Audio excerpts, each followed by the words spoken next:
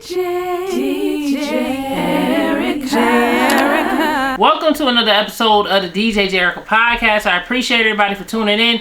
If you guys are new to the channel, this is the channel where we talk about celebrity news, commentary, gossip on the podcast overall. And also remember that my podcast is available for download on Apple Podcasts, Spotify, Stitcher, and anywhere else you like to download podcasts. Now, before I get started, I need you guys to go ahead and check out my most recent interview with R&B legend, music group 112, okay? And I'm sure most of the people that is 29 and older, of course, know who 112 is. Of course, they were from the Bad Boy label. They had a lot of hit records, including Cupid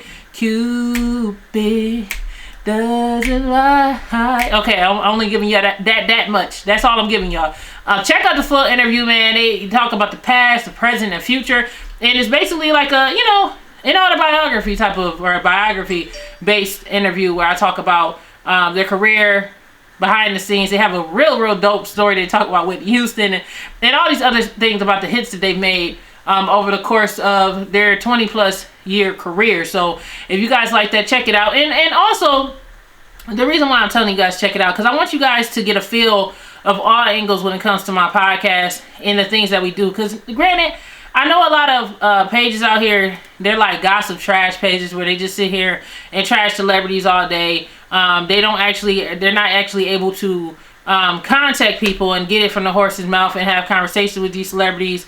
It's very rare for that to be done, especially when you're on an independent platform. But I'm very proud of my independent platform that I was able, I have a lot of good people around me, and we were able to be able to get this interview set up. So it was such an honor for them to come on my platform and discuss their entire career and their life. And there's going to be a lot more celebrity interviews coming to the channel, and a lot of throwback artists from the 90s and stuff like that, just talking about their entire discography, their life and stuff like that. So you guys like that, and you guys like gossip, you want some more substance, things with more substance to them, subscribe right now. There's no reason why you can't subscribe.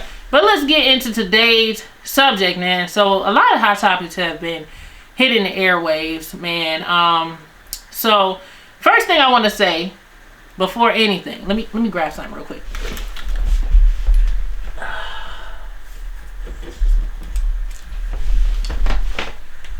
Look, I don't know if you can see that.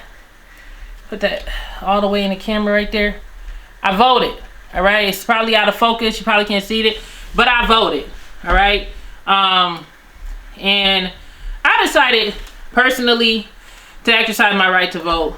It's a lot of people in the black community who's basically saying that, like, they're not voting until we have a plan for Black America. They don't feel like a Democrat or a Republican deserves a black vote, blah, blah, blah. Understandable. But me personally, my main objective for voting is to hopefully strike a change, get some new people seated in the government, and we're able to get some new laws passed in regards to the racial injustice. And man, I want my 40 acres and a mule, okay? And speaking of 40 acres and a mule, Ice Cube is coming under fire for requesting that black people get their 40 acres and a mule, aka reparations. Now, this talk has been the talk since the ending of slavery almost 200 years ago, okay? Nearly 150 years we've been free, I believe. And it's been this thing where a lot of people were saying, and throughout history, saying that we should, as black people, ADOS, which is African descendants of slavery, should be receiving some form of compensation due to the inhumane treatment of slavery for 400 years.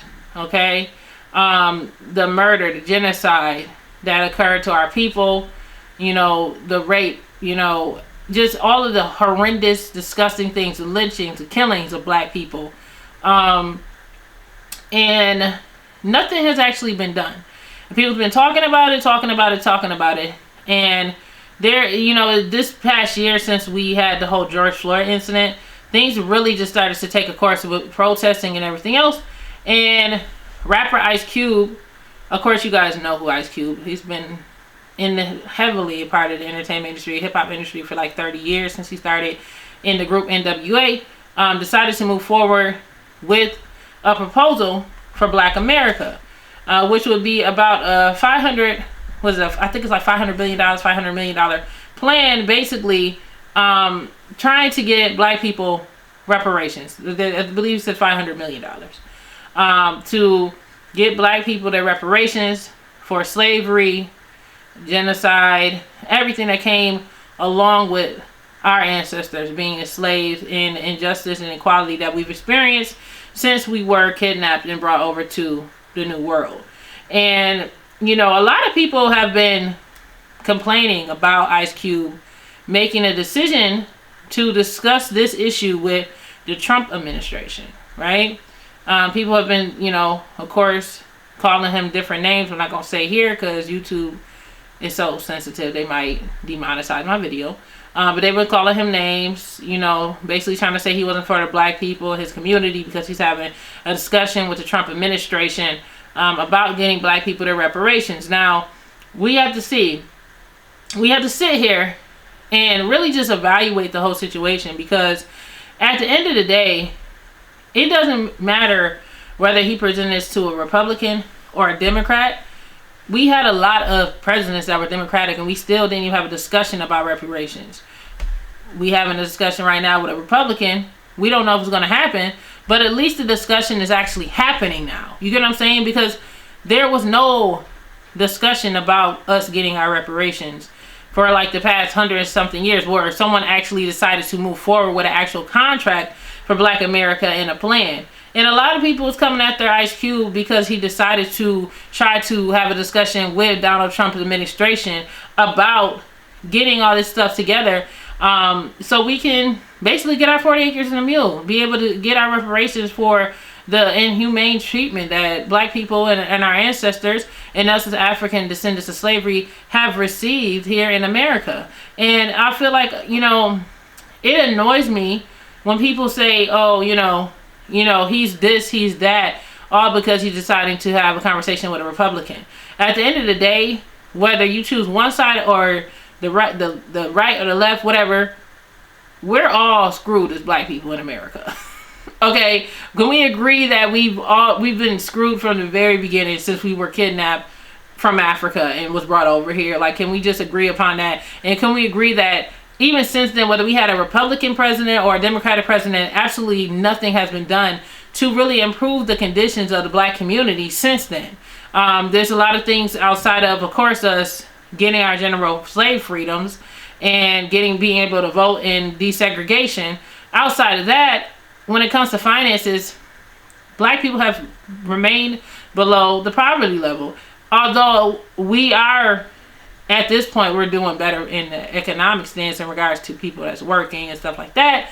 But we're still just not being able to get all the way over. And I think Ice Cube is really trying to make a proposal that's going to help Black people be able to get over that financial hump, those things that is making it so difficult for people of color to really catch up from the 400 years we were set back due to slavery.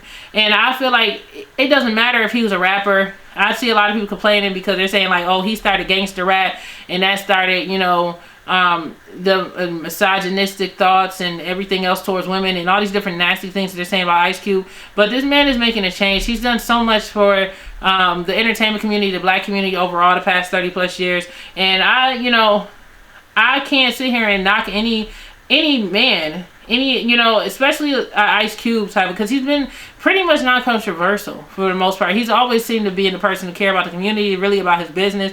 He's not flashy. He literally created a freaking NBA, NBA league for retired basketball players. Like, this man owns an entire league that he invested. So he is someone who literally will put his money where his mouth is.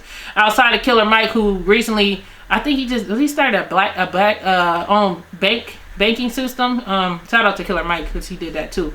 But it's a lot of actions that's being taken now. You know what I'm saying, with this whole Trump situation going on. And I can't really complain about what Ice Cube is doing. I feel like people's coming down on him because they're kind of like a little bit like player hating, because they're upset that he happens to be the one that decided to really pull the trigger and say, you know what, forget all this. Oh, he's a Republican, I don't want to work with him, all this and this. It's a bigger it is a bigger agenda here. And the main agenda that we care about is whether we're able to really get what we are owed as descendants of, African descendants of slavery. So, hopefully this all works out. You know what I'm saying? Ice Cube made it very clear recently. He went on another platform and he basically said that he's not a Donald Trump supporter. He's just doing what's needed. And honestly, my only concern is kind of like, I just wish that maybe Ice Cube came up with this proposal at the beginning of Donald Trump's term as president, or even while Obama was in office. We had Obama in office for 8 years and nothing was really done for the black community per se. And no one of Ice Cube caliber or bigger came up with an idea or a proposal up until now, when we're literally in a super desperate time. You know what I'm saying? We're in the middle of a lot of race wars, a lot of police brutality, a lot of black people being killed at the hands of the police, just a lot of stuff going on around the world. And on top of that, we're dealing with a huge pandemic, you know what I mean, which makes it humanly impossible for people to connect. So, it's a lot of things that, it's kind of, makes it so that him doing it at this time is just a bit like, dang, like, why couldn't you do it sooner? But maybe that's the reason why he's doing it now. Maybe it's because of all the stuff that has happened over the course of this year. Like, I mean, we're in the 10th month and this has to have been like the longest year of my life. Like, this year was so fast, so slow, so much stuff going on, you know what I'm saying? And especially when you're not dealing with people, you have time to sit down and reflect and think. And I think that because of Ice Cube being able to just sit for a while and think, he was able to come up with a great plan to help black people and African descendants of slavery be able to get their reparations, you know what I mean? And try to improve the condition. Now, something else had happened recently. This is what he called it. He called a contract for Black America. That's what it's called. It's Contract for Black America. He's trying to get it passed. But what happened recently, Ice Cube admitted that he actually declined a Zoom call with the Democratic Vice President candidate Kamala Harris. And the reason why he decided to decline on her call is because he stated that he tried to set up a one-on-one Zoom meeting with her, and she basically tried to force him to do a Zoom call with himself, Snoop Dogg, and Killer Mike under one call. And he said that he didn't want to do it that way because he felt like, it would basically be one big distraction, you know what I mean? And he said that that's not what he or his team presented to her administration and her, whoever is in charge of her management, whatever. But they basically try to throw him and lump him into a group of people. And this quote, it says, this is what Ice Cube said. He said, "We have spent a lot of time putting together a contract for Black America together. And I just thought getting on a Zoom call with 12 other entertainers, all shooting what they believe needs to be done, to me wasn't going to be productive." And this is what he said on Fox Soul's Cocktails with Queens, of course.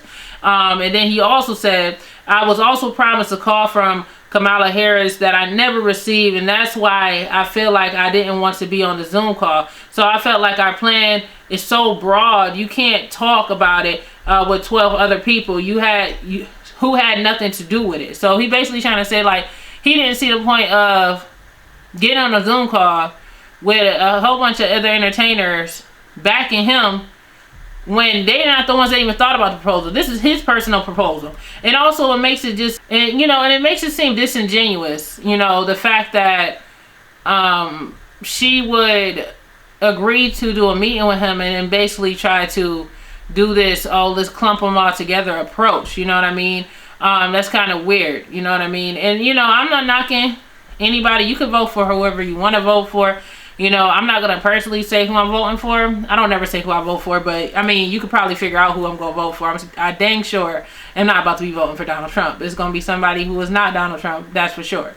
But basically, he was just trying to clarify some things. And he also said, like he said before, he wasn't a Donald Trump supporter. At the end of the day, this comes down to Black people getting what's owed to them. Black people getting their reparations. Black people being able to be set ahead after being set back for over 400 plus years. And we're still going through a lot of things when it comes to police brutality, you know, black males being killed at the hands of the police. You know, this seems to happen every day at the point in America that we are just like numb to it, it seems to be, as black people. You know, this is just another news day. You know, I remember when it used to be a shocking thing to see a black person get killed, you know, in such a matter. But now it just seems like it's just everyday news. Like, you start to become immune to it, which it sounds so crazy. You're never going to accept it, but you start to become immune to it because you just feel like, oh, it's just another day. And that's where it's at right now. So I'm hoping, you know, even though it's the end of Donald Trump's term, that Ice Cube does not give up on this, because if Donald Trump is removed from office, you know, that means he's just going to have to take the proposal elsewhere, which will be to the Democrats.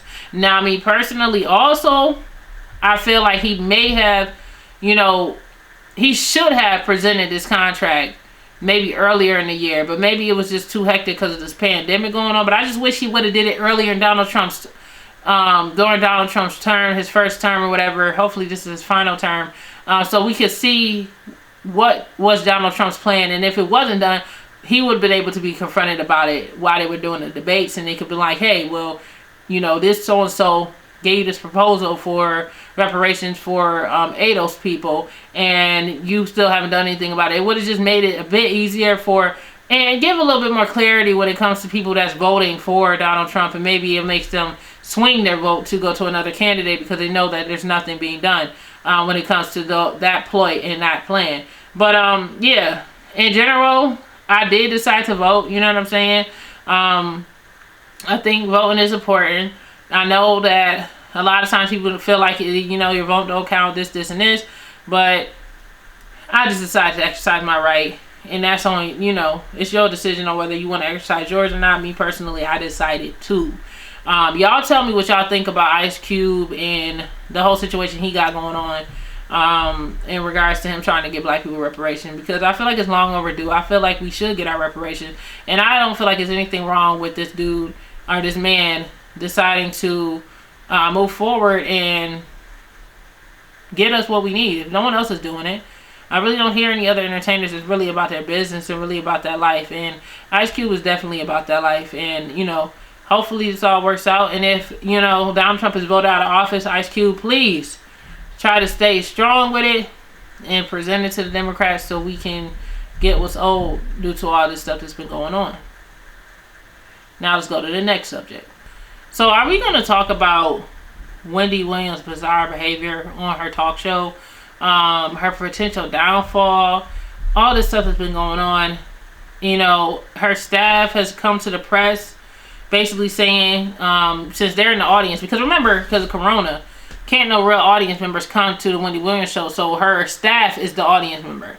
And they're basically saying that it is a walking train wreck every day at the Wendy Williams show behind the scenes and also on camera. And there's been a few clips that's been circling around the web showing Wendy Williams really spaced out, not being able to focus. She's not even keeping her balance, and she's not even wearing heels anymore. She stopped wearing heels a long time ago when she said that she had like Crohn's disease and all this other health issues going on. And it was just a tape that was running that was showing her basically not being able to keep her balance. Like she was just hopping like she had heels on and couldn't keep her balance. She had freaking orthopedic shoes on, okay? And then when she was talking, she was spacing out, not being able to complete her sentences. And it looked at one point, at one clip, it looked like she was like freaking falling asleep in the middle of talking. Like it was just the most oddest thing in the world, and her producer was trying to keep it together. And then on top of that, we also, you know, DJ Booth, she ended up firing him at the beginning of the 12th season. I think, how many seasons it's been? I think it's like the 12th season. The beginning of this season, she fired DJ Booth, you know, who she bragged about basically the entire time that she was on air with him. She just said she loved DJ Booth, this, and this, saying he's a great person, all this other stuff. And then they had a falling out. Now, things are just, let me just read some of this stuff off of here. This is from lovebscott.com. They said they believe that Wendy Williams is self-medicating again with prescription drugs and some kind of opiates. The production staff is at a loss for what to do, a source says, because of COVID, the staff sits in the audience every show, and they're constantly worried that Wendy is going to pass out on air like she did before. Remember back a couple of years ago, I think it was like 2017, she passed out during her Halloween show, and she was like dressed up as Lady Liberty or whatever, the Statue of Liberty, and she just collapsed, and then she said that was because of heat. Okay, but clearly, you know, eventually she ended up going to rehab and basically said she was in rehab. So I am assuming that she's going back and relapsed, and, you know, because she definitely stated that she had a drug problem back in the day. She talked about it on her show, talking about she had a cocaine addiction and stuff like that. And recently, of course, she just got a divorce from her husband. So, you know, Wendy Williams is really by herself. And on top of that, she can't interact with her fans because of this whole entire quarantine thing with COVID. So it's just been rough for Wendy Williams. And it seems like, you know, she seems to be a lonely woman. And she seems to be going through a lot. But anyway, let me finish reading what's being said, okay? It said that they're worried she'll pass out on air like before. Some days it's so bad the producers will pull the plug and air a repeat, okay? But it's a big production, and they cannot keep wasting money like that, okay? Another staffer said that it's an awful situation. Allegedly, it's an awful situation. Everyone involved around her is both concerned and over it. Everyone feels bad for all the personal drama she's gone through the last few years at the hands of her ex-husband. But what can they do? Another source alleges and says. And despite Wendy's health battles and multiple hiatuses, Donmar and Mercury, which is her production company, who like films and produces the Wendy Williams show, they decided to renew the Wendy Williams show after Jerry O'Connell's show fell through and got awful ratings. So they tried to keep her show running because Jerry O'Connell is supposed to have been her successor, and she's supposed to end her show last year. But they extended her contract an additional 2 years because Jerry O'Connell's ratings, when he did come out, those ratings was terrible. Like, I went on their like page, and he had like one video that had 100 views. Like, that's terrible for a big, large production. Like, we're talking about Wendy Williams. She get like 20 million views, like, easily a week on her show. Like, you know what I'm saying? So that was awful rating. So they decided not to invest further into that. So that pushed Wendy to have to keep working. Listen. Okay, and then they also said that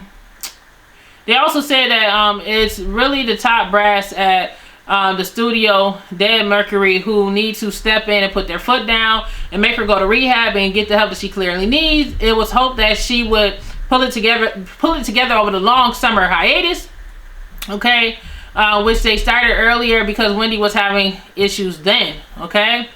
And this is known as she has Graves' disease, but according to her staff, allegedly it's not the Graves' disease that's causing Wendy Williams to have these antics and have these mental breakdowns and just strange behavior while she's on air. And I mean, I watched the clips, and I'm not gonna play it on here because, you know, I don't want to get flagged or anything, but it was just very concerning. You know, I've always been a listener of Wendy Williams for as long as I can remember. I've been listening to her since the Wendy Williams experience because, you know, I live in upstate, you know, growing up, so I didn't actually get to listen to New York radio directly. And when the Wendy Williams experience came on VH1, it was my first time actually hearing her, like listening to her show, and she had Charlamagne on there and everything else. And I just fell in love with the work that Wendy Williams did, and I was a child back in the day. And just to see that she actually had got her own show.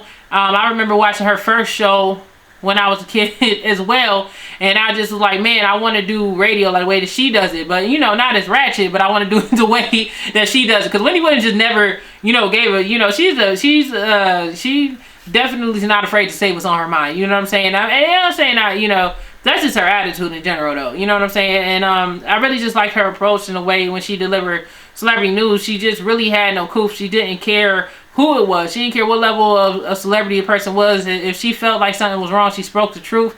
You know what I'm saying? And then now she, you know, her show's been successful for more than a decade. And it's just very sad to see her have this downfall, you know. And I'm really just concerned about her life and her health in general. All right. I know a lot of times, you know, people enjoy seeing other people fall miserably, you know, after they had a career like Wendy Williams, where she lived her entire career going in on celebrities and talking about their lives and, just, doing the stuff that bloggers do, you know what I'm saying? Doing the stuff that radio hosts do, but to the 10th power when it comes to the meanness and the directness, you know what I mean? But I'm just very concerned about Wendy Williams' health, and, I'm hoping that she does get the help that she needs. And then another thing that came out was DJ Booth. He made a very cryptic text, okay, about Wendy Williams. Okay, so on Twitter, right? Twitter came out and was talking about it, like about how weird Wendy was acting on her show. And one of them said, under the Twitter post, and said, Wendy, you need to stop your show and seriously get help. Your camp is just watching you spiral instead of sending help. Shame on them.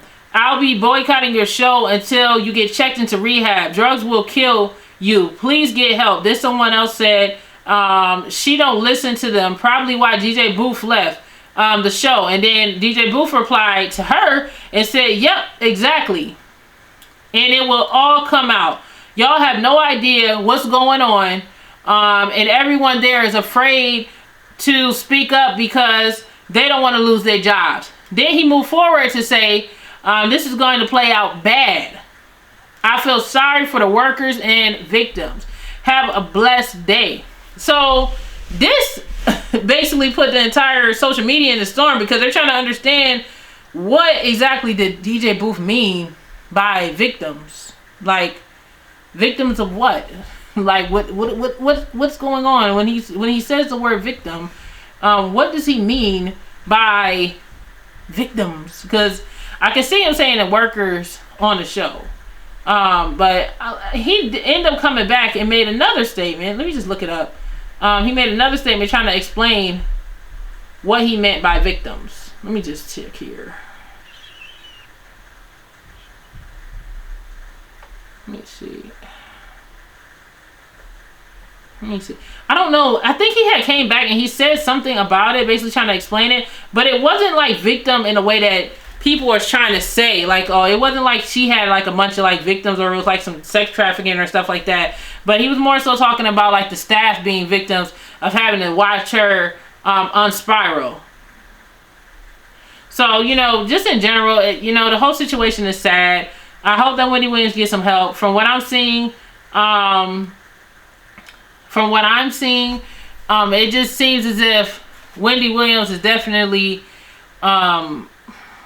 is having a downward spiral, and it's sad, man. I hope that someone helps. I feel like DJ Booth is a real friend, because he needed to walk out.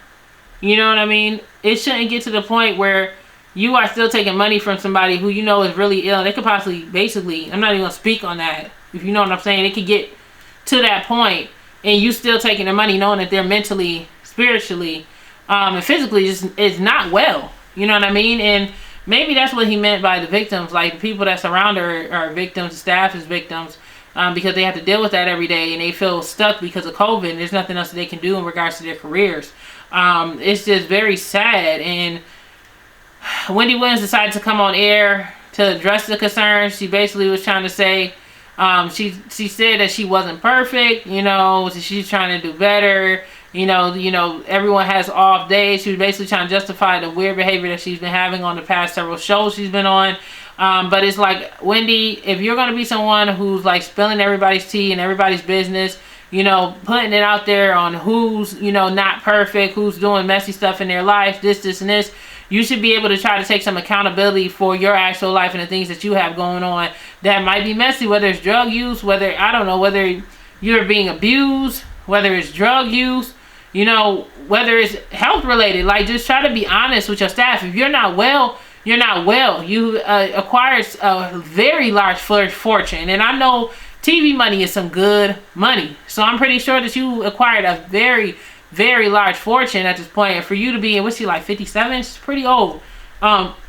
She's older now. And I feel like she should be able to retire and not kill herself. You have a son to live for. If you are watching this, I'm just hoping that you're able to recover from this, Wendy Williams.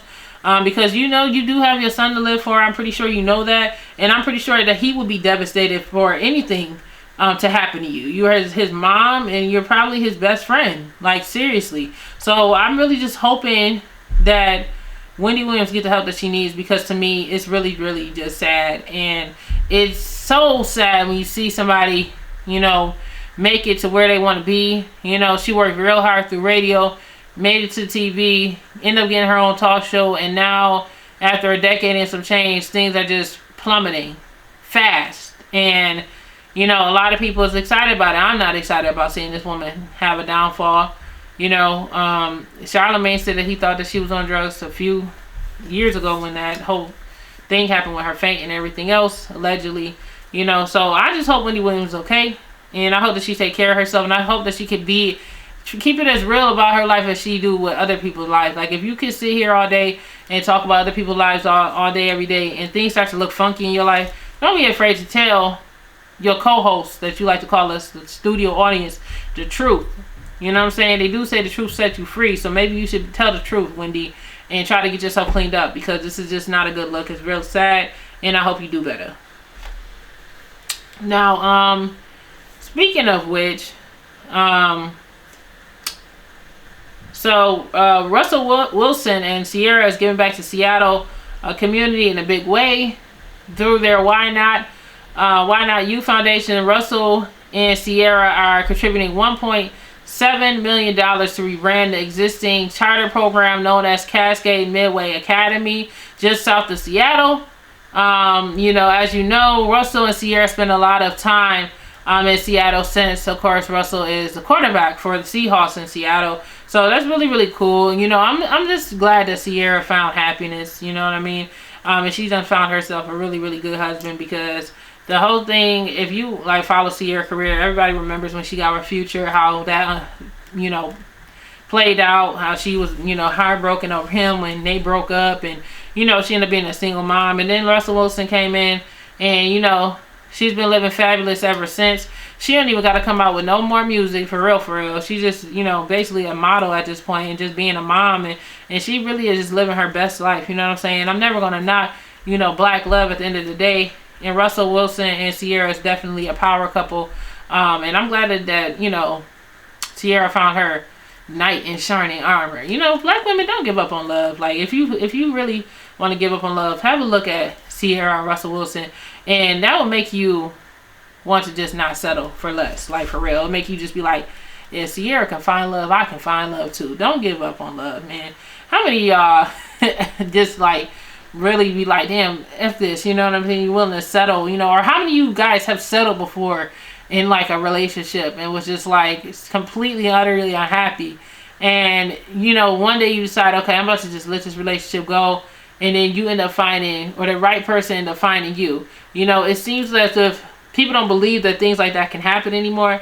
But Ciara and Russell Wilson is like the prime example of, you know, literally taking the trash out and finding something more better for yourself. You know what I mean? And, you know, every relationship doesn't have the best endings. But, hey, every time you end a relationship, it is new beginnings that can follow. And you get to meet new people who are supposed to be in your life. So, big up to Ciara and Russell Wilson, man. So, anyway, so let me tell y'all, man, about myself and just in general, outside of all these celebrity hot topics and gossip and all this other stuff that's be going on. Man, you know, overall, I'm trying to figure out how I'm going to change the platform up a bit, because I want to not only just provide y'all with the celebrity news and stuff and commentary that be going on throughout the week, but I also want to like start adding on to the show, because I want, honestly, the podcast itself is usually an hour long, you know what I'm saying? But since I just put out 112 interview, right, this podcast is probably going to be under 40 minutes today, because it's really not much gossip to really talk about. But I'm going to start adding more substance to the actual podcast, and I'm going to, you know, I'm putting out this commentary just to make sure that y'all know that I'm still active, I'm still out here working and everything else. But I want to start putting out more to the podcast. So I want to start talking about current news events, starting to do music reviews on the podcast, outside of doing the hot topics, and I might just talk about my overall day and the things that I've seen throughout the day and stuff like that. Just trying to, you know, be more, like I said, more direct and more one-on-one with you guys and people that be listening to my podcast and like my voice. You know what I'm saying? So if you're a viewer, give me a couple of topic suggestions and stuff y'all want me to talk about. It could be about life, lifestyle. If you guys have like a crazy story about something you guys want advice, or just my personal opinion, you know, about the situation that you're going through, whether it be, you know, job related, or, you know, I don't know, romantic stuff. I don't know. I just want to add more to the platform and be more one-on-one with the viewers out here. So you guys comment below on other topics you think I should add to the podcast overall, because I've been doing it for over a year and I just want to add more substance to it outside of the gossip and all that other stuff. You know what I'm saying? Because overall it's an overall vibe, you know what I mean? And, you know, I like to sit here and talk about the stuff that a celebrity does, but I also want to talk more about life in general, especially in these times, just trying to help mentally support my viewers and listeners and stuff like that, and let them know, you know, that I'm human too, and we can just have more personal discussions about stuff that goes on just in general in the world and crazy experiences that they had. Now, speaking of one-on-one situations, I have a story that I want to talk about, and it's pretty disturbing, but it's a part of world news, and it just, I was just like reading through it, and I just couldn't, I just couldn't believe it, man. I just couldn't believe it. All right, so let's get into it. So it's a couple of stories that's just I want to talk about. It's pretty disturbing, you know, that I read in the world news section, and one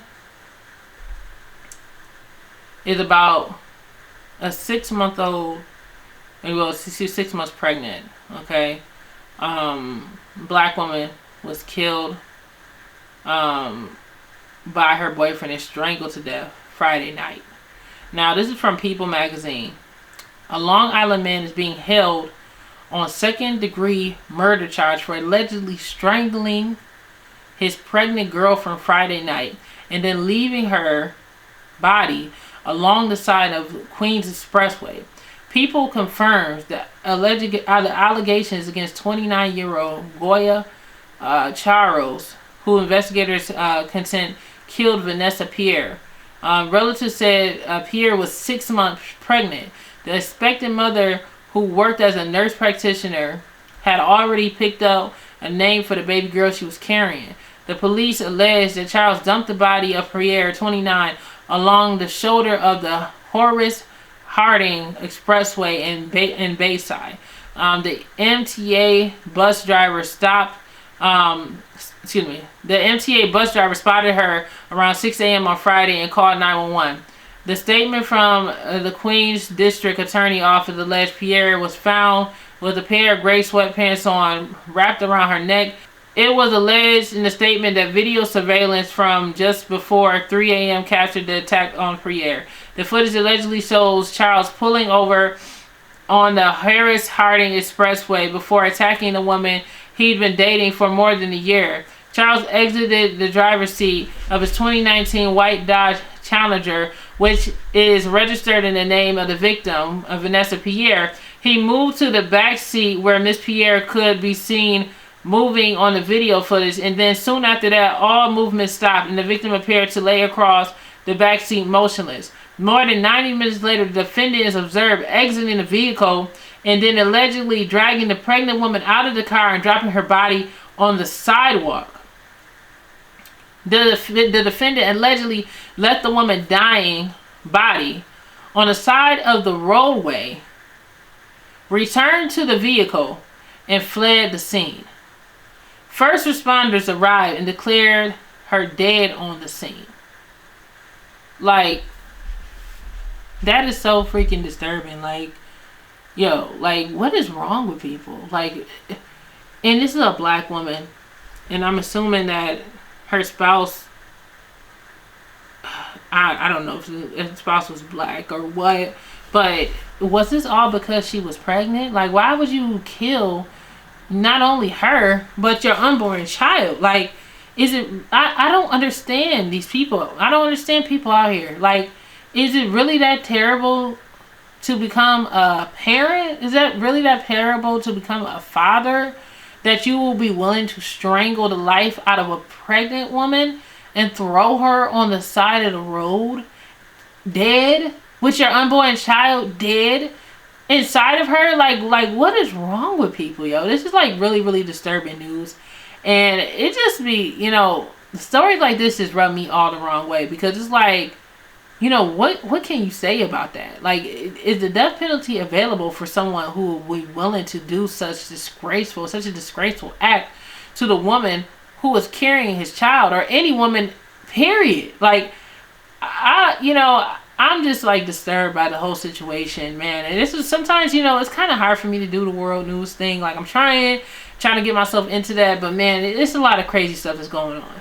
And then, all right, and then they got a story about this man, this monster. I'm not even calling him a man. This monster took his 2-month-old baby in Las Vegas and threw the child over the balcony. Like, it's from another one. This one is from People Magazine. It says, the statement says London Martin was nearly 2 months old when she was killed Saturday morning just before 4 a.m. The father, Clarence Martin Jr., 32, has been charged with open murder for allegedly throwing the infant daughter from the balcony during an argument with his fiance. Like, it's just like, what? Like, it's so freaking sick. And like, oh my God. Like really? Like, man, ladies, we gotta be careful who you decide to have kids with. Like, these two stories, like, just really made me just want to talk about women in general and who they decide to choose to have children with. Like, seriously, I mean, I know sometimes when you're dealing with somebody, you don't know how drastically another person could change over the course of you dealing with them. But is it possible for these women to have known the men that they were with were really like terrible people before getting pregnant or even giving birth to their children? You know, it's so sad. I feel so sad for the baby. I feel so sad for the mom. You know, and I just hope that this guy is put under the jail. Like, how could you throw your child out of a window in the middle of an argument like that? Like, the disdain for your own child. Like, that's just disgusting. And this situation reminds me of Tyler Perry. Was that Tyler Perry movie I had watched, and a man had did that and threw his children over the balcony. The most disturbing thing in the world. But he threw a 2-month-old child over the balcony, like a baby. Like, really? Like, how can you have so much disdain for your child? Like, these some disgusting days that we're living in, man. Some really disgusting days. And I hope that he's literally put under jail. I don't even want him to get a death penalty. I hope he get locked up and he's tortured every day for the rest of his life. He doesn't deserve to just get flat out and just die without having to live the rest of his life knowing what he did to his daughter. It was just absolutely disgusting. And then on here it says that the fiance, who was the mother of the child who was killed, basically said that she knew that he had suffered from some mental issues and he had a lot of stuff going on. And if she knew this the whole time, I'm just like, why? I mean, did she find out about his mental illnesses after they had the child? It's just like, ladies, we just got to be careful who you decide to reproduce with and have kids with, because some of these people really had disdain for their own self so much that they will hate the child that you have with them to death and really want to kill the child that they have. So it's just like, just be careful, you know what I'm saying? And if a guy tell you that he don't want a baby with you, just be ready to raise it by yourself. You know what I'm saying? No one is saying, oh, do a da-da-da. If that works for you, that works for you, whatever. But I just feel like women got to be more selective on who they get with. And if you feel like the person that you are with has disdain for the child that you have with them, I would just say forget it, take the child and run. Like, honestly, because you might be sitting there upset that he ain't helping you take care of it, but it might be a blessing. Like, rejection could sometimes be a blessing, and it might have been a blessing if you know, this person decided, oh, I didn't want the kid, and just flat out left, and she just let him leave. Because literally, you can't force anybody to want to be a parent, you know. And these guys out here, some of these guys out here really just have a disdain for their own children, and it's like, you know, whoa, like for real, you know what I'm saying? So all the ladies out there, man, I just had to talk about that real quick. I don't know what else I can say, y'all just gotta be careful on who you get with, who you lay with, and who you reproduce with, because it's a lot of sick people out here, man. For real, true story, like, for real. Oh, another thing I wanted to talk about, and this is like, I want to get off this cryptic stuff real quick, because this is like my first time really getting into like the crazy world news stuff. I'm gonna try to bring the mood up a little bit, and talk about the BET Hip Hop Awards. Now, granted, y'all, I didn't even watch the BET Hip Hop Awards like on TV live. You know what I'm saying? I'm a YouTuber that like to watch YouTube, so like everything that happens on live TV, I end up catching it on YouTube because it ended up popping out my timeline. And I say a couple of performances that I really enjoyed was the Cypher with Erykah Badu, Brandy, her, and Tiana Taylor. When I tell you they killed that ish, they killed that ish. It was so amazing. And both of these, all four of these women are known for being versatile when it comes to their singing and being able to rap and everything else. And it was on a Cypher freestyle. It kind of reminded me of a music video, basically remix. Because, you know, they can't perform live no more because we're in COVID. So, like, all of the award shows is just like long-ass music videos back to back in live performance form. But yeah, Brandy killed it. Tiana Taylor killed it. You know, her killed it. Her can spit. Okay? She got bars. Okay? Because Tiana Taylor, I done heard her rap before. But hearing her rap, wow. She's just so underrated. I don't know. People do be supporting her, but I don't know. I don't know. I just think she's amazing. I think her is amazing. Like, I don't know. They need to start making sure. I don't know. I just feel like R&B itself is kind of like underrated in general. But I feel like her gets enough attention on the R&B circuit these days. She does. But she killed it. I really, really like that. I also liked the Toby. I don't want to mess up his last name. I'm going to call him Toby N. And everybody going to know who Toby N is. He the one that sing the song, Try Jesus, Don't Try Me Because I Fight. Listen, I didn't know if that was a real song or not. I seen a comedian play the video. And I didn't know if the man was trying to be funny or he was serious. But he was very serious. And it was so funny because that song is literally the sign of the times right now. Like, with all the stuff that's going on and how people just be out here trying it. Listen, try Jesus. Don't try me because I fight. You right about that. Okay? Try Jesus. Don't try me because I throw hands. Listen. Listen. And this song is so short and to the point. I love that song, okay? You know what I'm saying? I'm going to get my Apple Music subscription back on so I can go ahead and download that man's song. I don't know if he got an album out, but I'll be downloading that too. And he out here killing it. Him and his wife and his entire crew, they just really just giving out melanin goodness with their music. You know what I'm saying? Black power, all of that. And I love it. I love it. I love it. I love it. You know, Toby's out here doing his thing, man. Really just crushing it, man. And then they also, another thing about some other hot topics they're talking about. So a few days ago, Tiffany Haddish went on Twitter and was like, or was it Instagram? She was talking stuff about an ex, right? Basically talking about some, oh, you were shady, this, and this, whatever it was, right? So now, all of a sudden, today, it's being reported that Common has now unfollowed Tiffany Haddish on Instagram. And it's sparking breakup rumors. Okay, so according to LoveyScott.com, it says it seems that Tiffany Haddish and Common just came clean about their relationship yesterday, but now the streets are saying that it's over. Just that fast. Back in August, Tiffany and Common made a few headlines after confirming their relationship. Now in October, fans are noticing Common does not follow Tiffany Haddish on Instagram any longer, and they're speculating the two have broken up. Adding to further fuel to the breakup fire, Tiffany recently took to her Instagram story with the message for her exes. Okay, so this is what she had wrote. She said, "This is the most of my exes bits and pieces are for different ones. I am so sick of my ex F boys.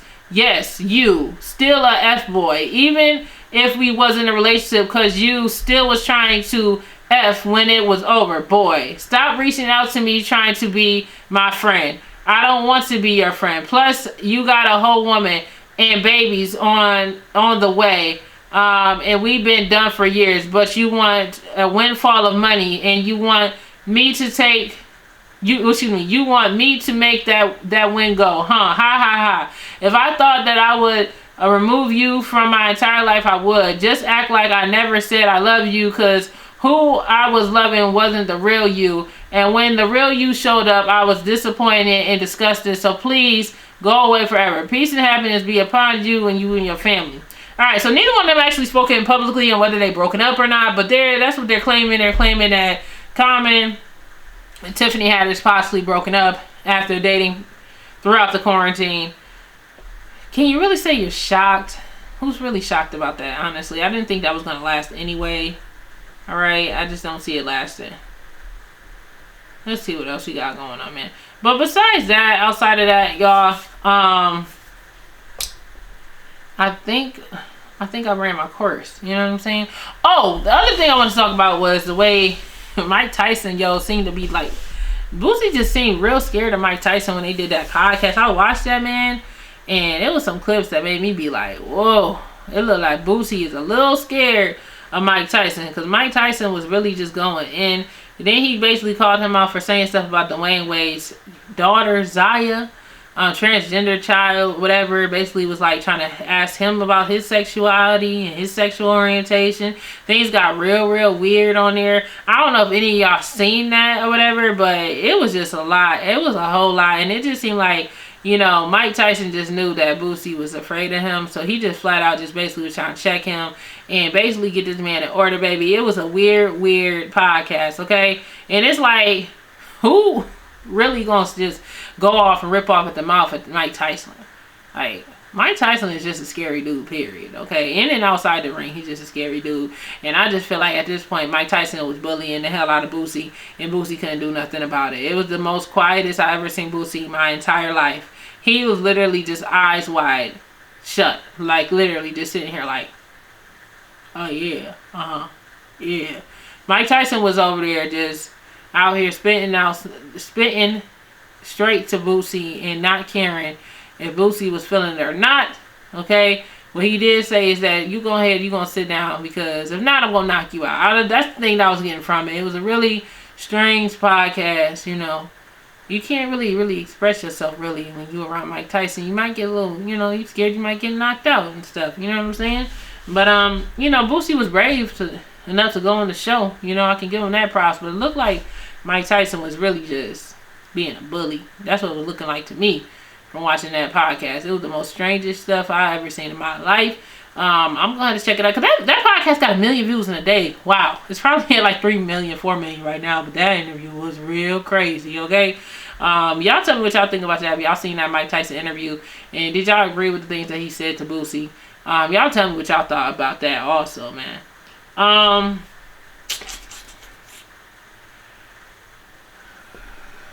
What else been going on, man?